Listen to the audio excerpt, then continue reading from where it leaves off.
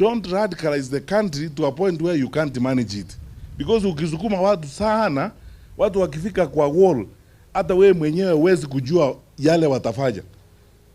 Since 2024 mpaka saa hii wananchi have banned 13 police stations in the country. Gadabu na asira ya wananchi kwa sababu ya hii maneno.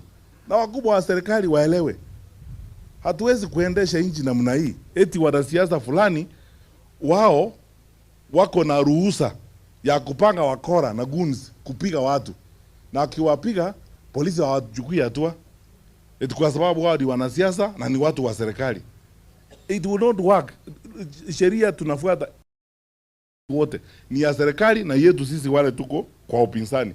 Sisi tumeamua tutafuata sheria, lakini tutafuata sheria mpaka kiwango fulani. Ikifika mahali ikionekana kama nyinyi ndio kabeni mnataka kufanya, what option will you leave us with?